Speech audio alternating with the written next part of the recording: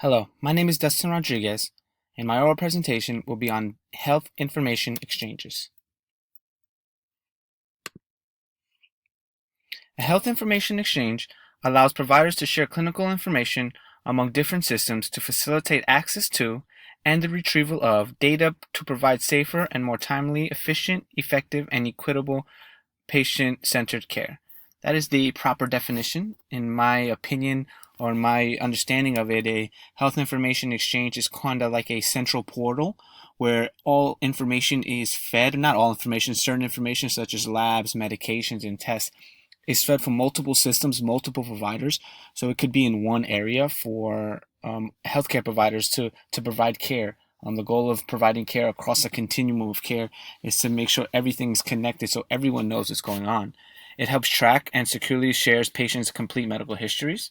Like I said, every facility, whether it's an acute hospital or a nursing facility or a pharmacy, they have information that pertains to each other. So it would be beneficial if everyone knew what was going on.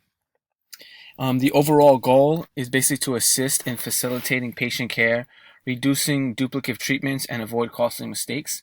And that basically happens when, if you go to your doctor's office and he needs to give you a blood test, but he sees the same blood test was given in the hospital a week ago, maybe he doesn't have to do that. Maybe he could use the results from the blood test a week ago and not have to pick and prod you again, not have to charge you for that extra blood test. Or mostly a lot, it helps with medications as well.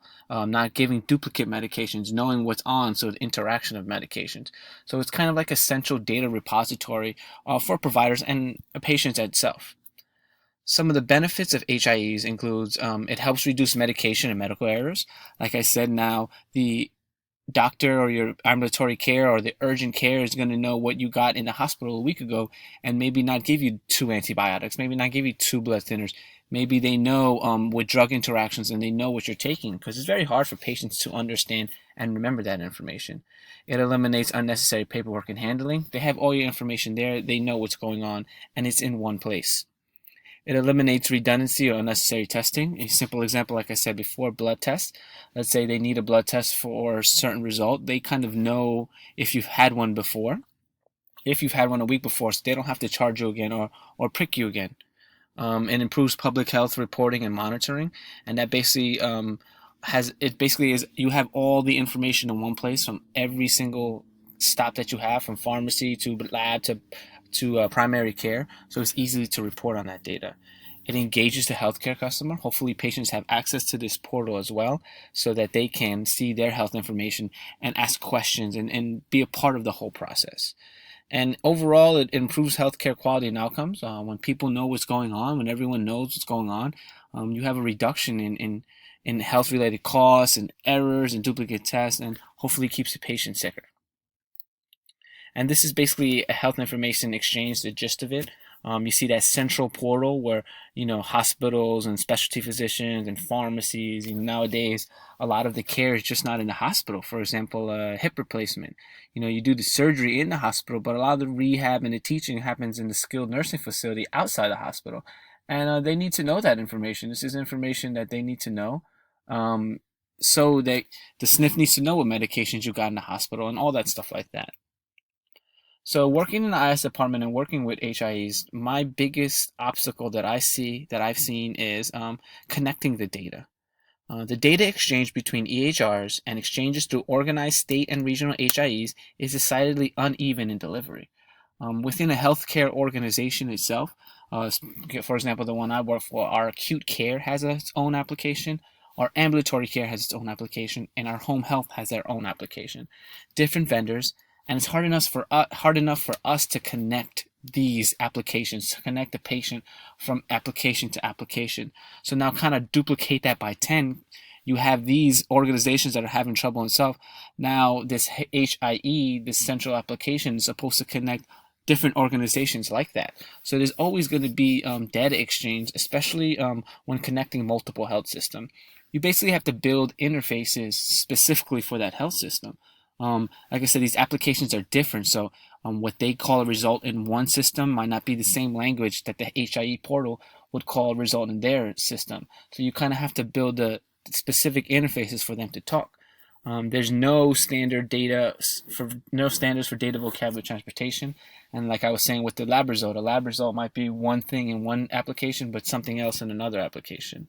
The bigger the HIE, the more these connections, these synapses you have to make, which, like I said, the bigger, the more interfaces and the more cost to build these interfaces. And I think one point that doesn't get known or pointed out is that vendors don't like to play nice with each other. It's a competition out there. Sometimes vendors have their own HIE portal application that they want to promote. So they're not going to easily help you connect your application with some other application. They want you to use theirs and promote that, oh, with our application, the data could flow easily. There's no need for these interfaces. So it's hard to connect these disparate systems, especially without the vendor's help. To wrap up, HIEs allow multiple healthcare providers to share data among different systems. It's basically a central portal where all your information from all the stops of care go into one place, where people can see and people can view, and providers can see what happened in the hospital, in the pharmacy, in the labs. So it's all in one place for everyone. Overall, it reduces cost, errors, and mistakes, and duplicate tests. Like I said, simple as blood tests or medication. They know what you had in the ambulatory care, or they know what you took in the hospital, or they know what the hospitals or the pharmacies are dispensing. They know the labs, what results you have, so they don't have to keep redoing these tests, and they could use other tests, to get picked and prodded all the time, and reduces medication errors. In my opinion, the major challenge is connecting these systems into one place. Um, you need to connect multiple applications from multiple organizations and to feed data into one area. There's no standard in data vocabulary or transportation. So it's kind of like you have to personalize and individualize these interfaces one by one. And it's a competition between these vendors. They're not going to help you. They're going to make it hard because they want you to use their product. And all this building interfaces, it takes time and it costs from your employees. And you need the skill set to do that. So overall, the HIE is a big project to be a part of. In the end, if it's all done right and you have this one area where everyone's information is connected, it's only going to be better care for the patient because the providers can see what's going on. But there are challenges to getting there, and this is just one of them. So here are my references, a lot of them, and a lot of my references is my experience as well, being a clinician working in the IS department and being a part of HIE and going through all this process. If you have any questions, feel free to ask me. Thank you.